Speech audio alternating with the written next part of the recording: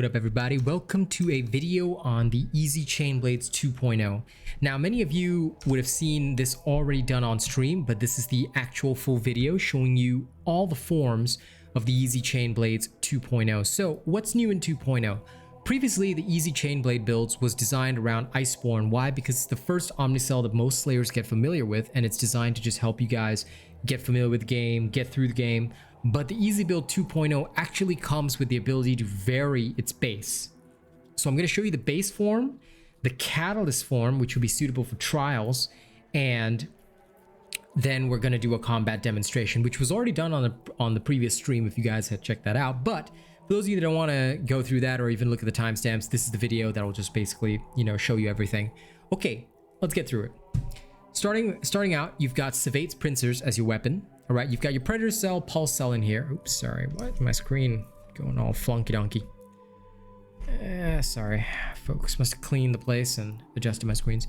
Okay, so like I said, you're starting out with the Savate's Pincers, which are your beautiful, beautiful weapons. All right, it comes with +3 pulse baseline, and you've got a UE, the unique effects, that states that once charged, your next weapon swing or shot unleashes a boomerang projectile that frequently deals 325 shock damage to any target hit. Dodging through an attack reduces the charge cooldown. All right, this pairs well with the Tempest Omnicell, but we'll go through that in a little while. The cells are Predator and Pulse. Okay, your special is going to be Reaper's Dance, and your mod is going to be Hurricane Blades. Okay. Hurricane Blades states that using Blade Spin will grant a stacking on next hit damage that is consumed when using other attacks. I actually have to make a video on this because somebody actually asked me if I could, explain to them what Hurricane Blades does. To be fair, if you just read it, it tells you, but, I guess some people want a more in-depth explanation, so I guess I can deliver.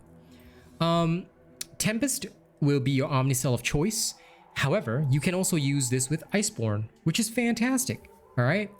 In the case of Tempest, whenever you dodge an attack, you gain a charge. You can look at my guide to Tempest if you want more details, and it gives you a passive 10% attack speed. Iceborne, pretty much straightforward. You've got a passive extra 100 health, lifesteal, and damage reduction that is based on your missing health. And whenever you take damage, the Ice Lance ability will cool down by 5 seconds. This can trigger only once every 5 seconds. The Ice Lance is just literally a lance that you throw. It grants you stagger immunity, 10% lifesteal, and it can be used to interrupt enemy behemoths. So that's there. If you guys want to see the Iceborne Omnicell demonstration with this build, I actually did it live on the stream where I first showcased the Easy Chain Blades 2.0. The video description of that stream will have it timestamped. All right, so if you're interested in that, you can leave a comment on my YouTube. I'll happily show you. Okay, but I'll be demonstrating it with Tempest in its original form. The Skarn's Defiance will be your lantern with a molten cell. This is to pair with the Skullforge that will come with a parasitic cell. And the reason is because the Skullforge, when you attack a behemoth, will grant you a stamina shield, preventing stamina from being depleted. This is actually used to cap off your stamina and therefore take advantage of adrenaline, which comes from your chest piece. The Scravewing Jacket comes with +3 adrenaline, and you've got a +3 adrenaline cell in there. All right. You've got the Fiery Gauntlets from the Embermane with a Predator cell, and you've got your Volcanic Treads with the Tenacious cell. There are no legendaries in this entire thing. This is an exotic, FYI. If you guys don't know, the Skullforge is not a legendary. Legendaries refer to helmets or parts that come from escalation behemoths. All right. The Skullforge is an exotic. It comes with a unique effect of its own. These legendaries do not. Okay, it's a difference. Now, let's go through the perks before I show you the variation. Adrenaline will give you 3% damage for every 10 stamina missing. So let's say you sap your stamina to maybe, you've got 150 stamina with this build. So let's say your stamina is down to 10, right? So 10 out of 150. At that point, if you start dealing damage, right, you will gain a stamina shield, which will cap your stamina at 10, right? This means your total bonus from adrenaline is you're missing 140 stamina, so it's 14 times 3. 14 times 3 is 42%. So you've got 42% damage bonus coming from adrenaline. That's how it works, and that's how the whole build works. Okay, Molten will grant you increased attack and movement speed as well as immunity to fire. So it's very important that you pick up the Molten Hearts that drop, okay? Predator will give you 35% bonus damage when you don't take a hit. Now, a lot of people may ask, wait, this is an easy build, so what if a person's constantly taking hits? Well, that's true, but the objective of the game is to dodge, hence why this is used with Tempest. If you're not confident, you can always use it with Iceborne. You may sacrifice the Predator bonus occasionally, but you've got a backup here in the form of the Iceborne Omnicell to keep you alive, okay? So it's very important to understand how a build is played. And the whole reason I wanted to come up with this is to encourage Slayers, even those who are newer to the game, to understand and learn the dodge mechanics, okay? Pulse will allow you to get a critical with every 5th hit of your weapon. This allows you to time Tempest and your Reaper's Dance slams, all right? If you want to see more of this, you can actually look at the combat showcase again that we did in the stream. Of course, we're going to do it here, and I'll do my best to demonstrate this principle, but, you know, this is more of an explanation video that I'm doing. Tenacious will grant you 2% bonus damage for every 100 current hit points. With this current loadout, you've got 1,100 hit points, assuming you've also gotten the extra 100 bonus from your Slayer's Path. Otherwise, you'll just have 1,000, but either way, you're going to get 20% or 22% bonus damage, which is very useful baseline, as long as your current hit points are maintained. The Skarn's Defiance, by the way, will give you a shield, which is actually how you maintain your hit points. Endurance just increases your maximum stamina, allowing for more use of adrenaline. All right, and Parasitic is your just in case you take a hit, you can delay the damage and in a way survive. Okay, so that's the idea behind all that. Now, if you want to swap this build over, right, to a Catalyst style, I'm going to actually show you how that is done. In order to use Catalyst, right, you will be giving up Predator, but in exchange, you will gain Catalyst, which allows you to use tonics effectively. You want to swap the gloves to the Drascale gauntlets, okay, put a Catalyst cell in here, and you want to swap the legs to the Scravewing boots, and you put another Catalyst cell in there, right? Here, your jacket, which previously had an adrenaline cell, you would swap this for an endurance cell, all right? Therefore allowing you to maintain the +6 adrenaline, +3 endurance. You would sacrifice +3 Predator, and you would gain overall +6 in Catalyst, okay? This way, the core of the build is maintained, but you do lose some of the bonuses. Like in this case, you lose your full Predator bonus, right? But roughly everything is the same, okay? And you gain Sharpen, which is better for part breaks as well. Okay, and you lose Tenacious, by the way, FYI. You lose Tenacious, but again, you get more. You can use tonics now to get more attack speed, more damage, and cool down your Lantern faster. So Slayers who prefer a tonic-based playstyle can use this, or they can apply this to the normal trials, therefore allowing the use of tonics in this, all right? So I hope I've broken down this build in detail for you guys. The main reason why I chose to do it in such a detailed manner is because I want you guys to understand what exactly it is that we're doing and how we do it, all right? And now we're going to swap the build back to its original form, as you can see, okay? We're going to go in with the Tempest Omnicell, and I'm going to demonstrate this in combat for you guys. Now, we are, unfortunately, at, you know, we were already leveled up, so I'm just going to, you know, go back down to level 1 and do the combat showcase that way, all right?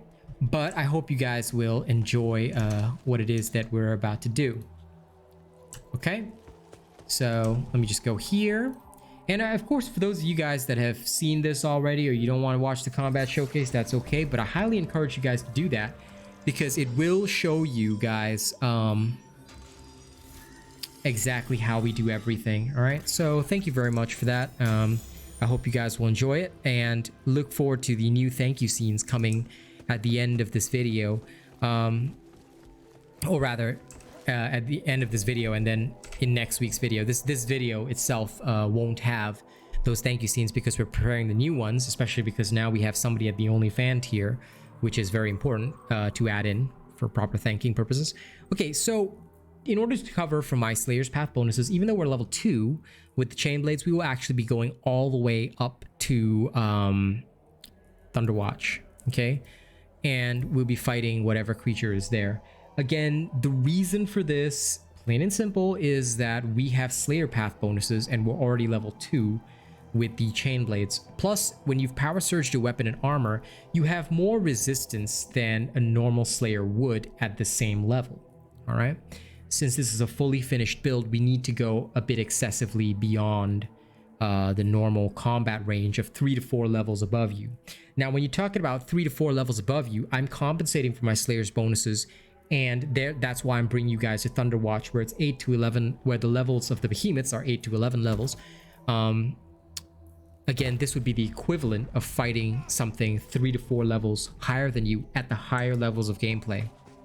Okay, so we'll start off now with the hardest creature on this map, which is the Charog. So it is currently 9 levels above us. Please do not fight behemoths 9 levels above you. It's inefficient and a waste of time. As always, the best way to level up is always fight behemoths 3 to 4 levels above you. But this is an easy build, meaning that you don't even need legendaries to construct this build, and it will perform spectacularly. All right, what you gotta understand is after you initially attack the behemoth, you will want to pick up your molten drops. Okay, make sure you do that. When you're in combat, okay, make sure you're dodging. All right, dodge freely because it's literally free to dodge. You want to time your Tempest. You see, once you get the pulse buff right there, you can get a guaranteed crit on your Tempest dash. This is the whole reason behind pulse. It allows you to take advantage of Tempest in a proper way. All right, so you can always dish out additional damage like so. All right, and the Skullforge's stamina shield allows you to keep up, basically. All right, so you just keep going with that. And every time you dodge, you cool down your unique effect, which is the boomerang, and that allows you to do even more. All right, so every time you drop these, make sure you get them out.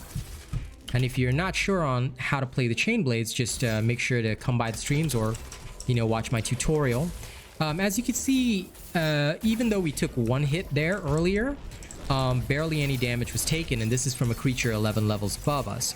We don't have any elemental advantage in terms of the weapon, so it is taking maximum damage solely from, you know, the attacks that we're doing. All right, so you can see that it's a very low effort kind of fight, you know, especially if you know what you're doing.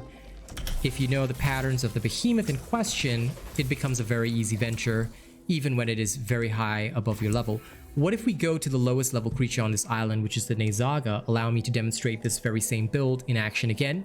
No potions and tonics have been consumed, by the way. Everything you're seeing in action is purely without tonics. It's pure combat power. Now, of course, a newer player isn't going to be as skilled at using the chain blades as I am, but what is important is to show you the maximum capabilities of this build so that you can practice until you get to this level. All right, we're gonna show you that now. So we're gonna dash over. All right, now, okay, Nezaga booped, right? And you want to crit on your Tempest dash, as always. Take advantage of the infinite spin combo. Again, I've got a video on that, all right, that teaches you this advanced chain blade technique, only possible with the Skullforge. All right. And there you have it. All right, if you take a little hit, you're gonna lose your predator bonus, but it hardly impacts your combat efficiency, which again is an important part of this whole build. We didn't want to impact your combat efficiency whenever you fought, so that's why we you know, created it in this way.